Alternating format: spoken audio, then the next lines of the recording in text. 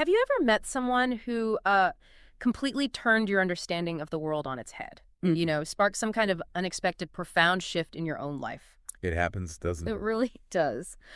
Well, today we're taking a deep dive into Despite Desire, a really fascinating book by Angel LG. It throws together, believe it or not, a courtesan and the philosopher Nietzsche. Yeah, for a series of conversations that are pretty intense and definitely memorable. And we've actually pulled direct excerpts from the book itself. We have. We're going to explore the dialogue, which is quite intricate, and get into the characters' own reflections, their inner thoughts, and also the philosophical ideas driving it all. Our goal here really is to unpack how this fictional courtesan, Rachel, how her interactions with Nietzsche's philosophy lead her to this transformative understanding of purpose, identity. What it means to live fully. Exactly. And it all keeps circling back to that huge philosophical question, how should one live? Okay, let's get into this. It's quite a premise.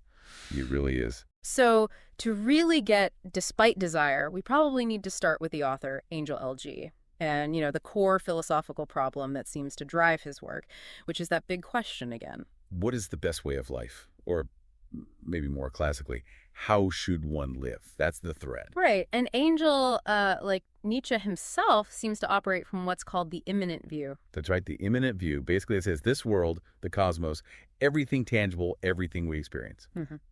That's it. That's all there is. No God, no immaterial soul floating around. Precisely. It's a direct contrast to the transcendental view you often link with Plato.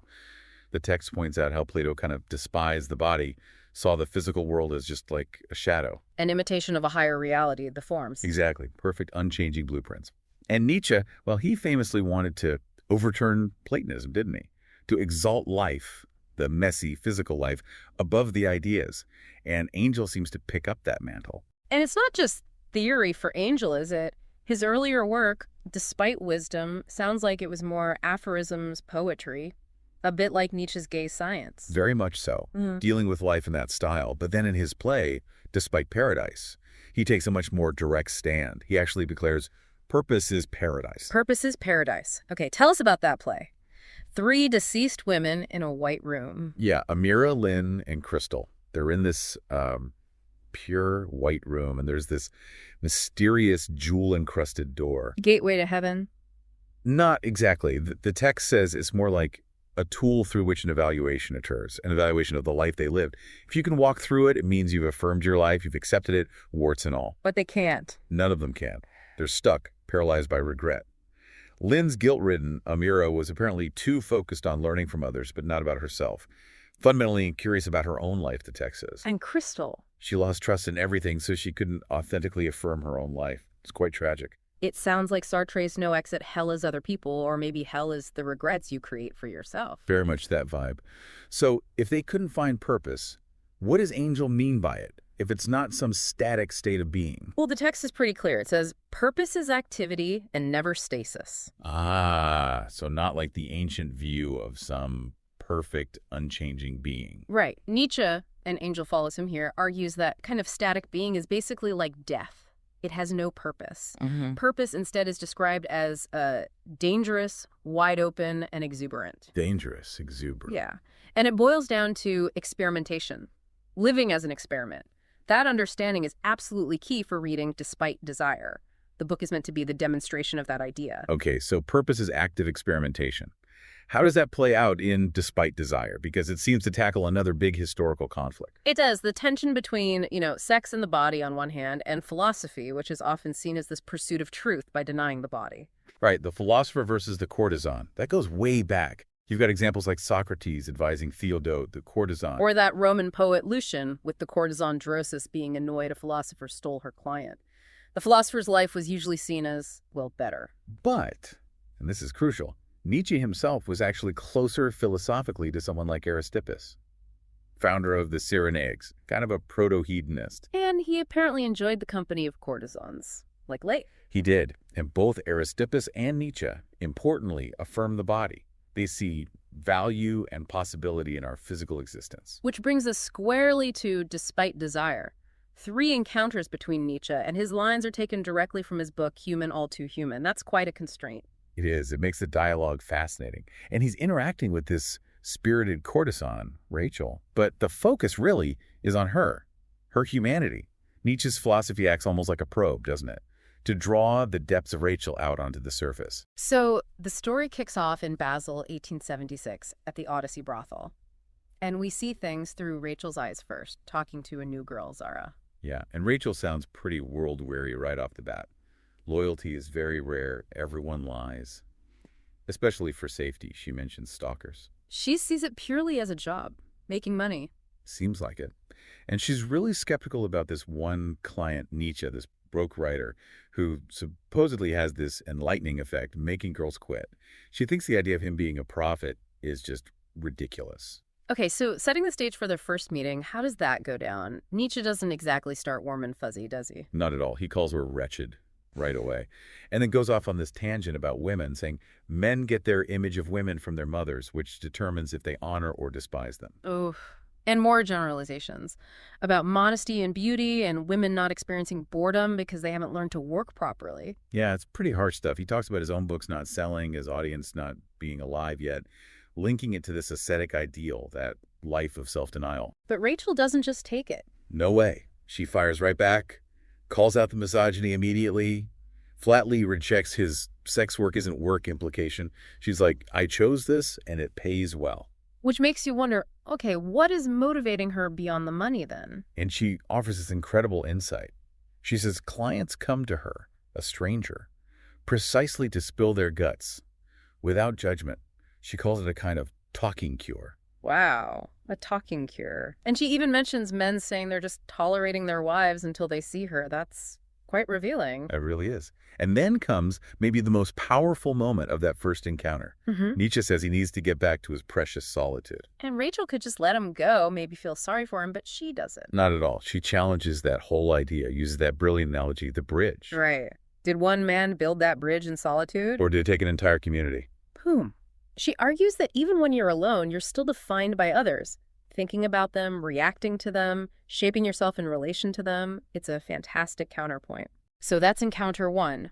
What happens when she comes back for her next shift? Is she still cynical with Zara? Pretty much. She repeats her mantra. You gotta have thick skin to survive, to truly succeed.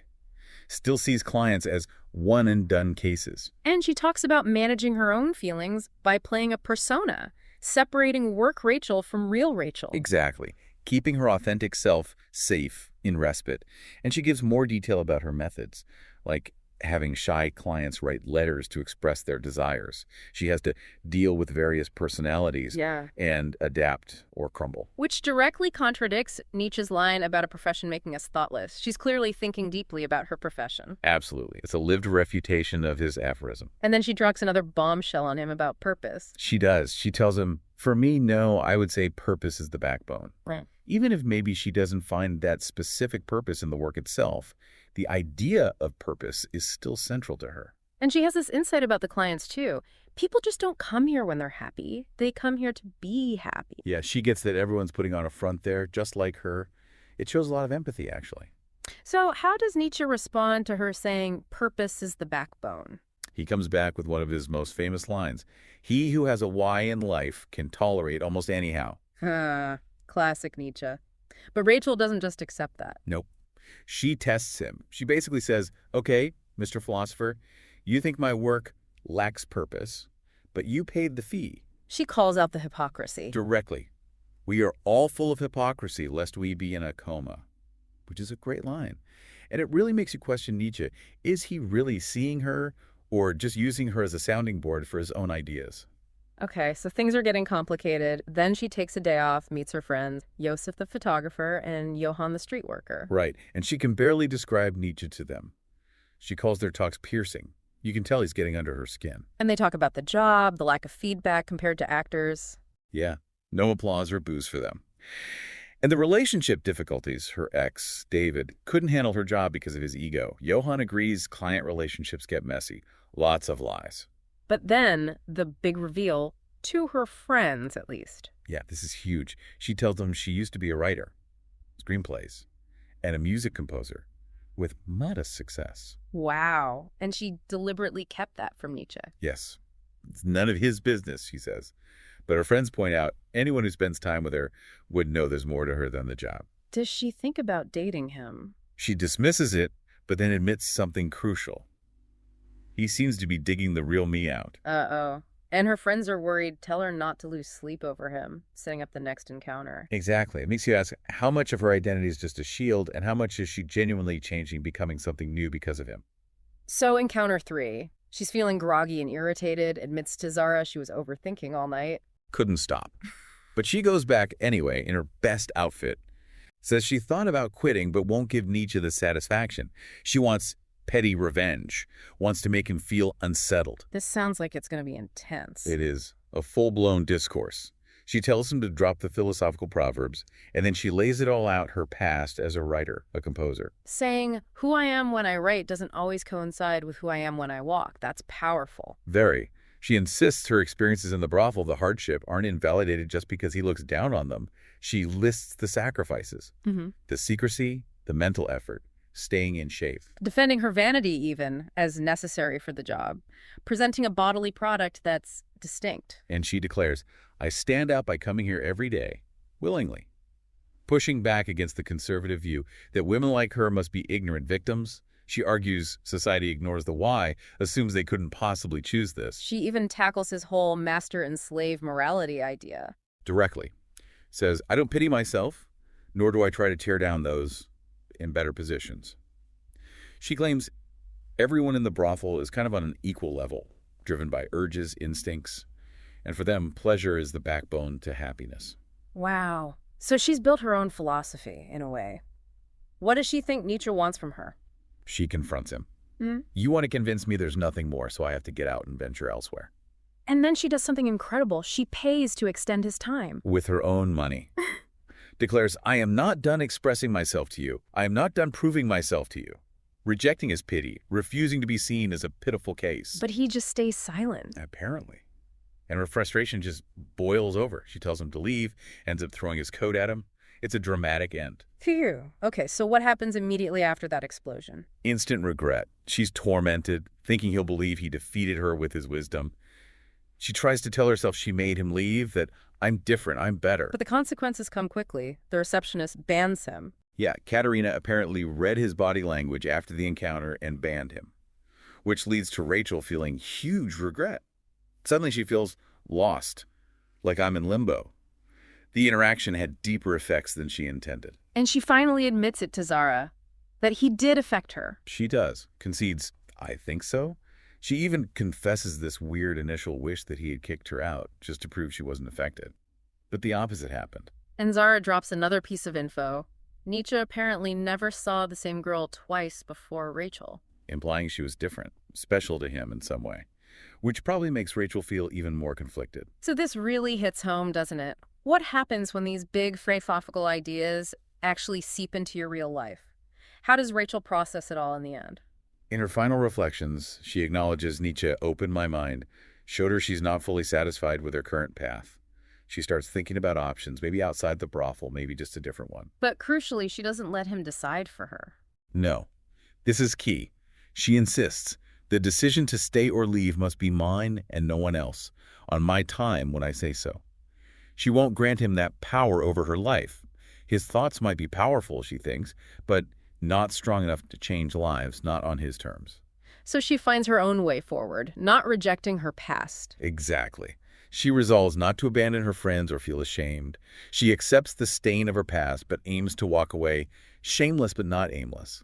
She's going to find a doorway for herself. And how does she embody that purpose is paradise idea, that active experimentation? She declares she'll write once again, but I will also continue to honor my obligations.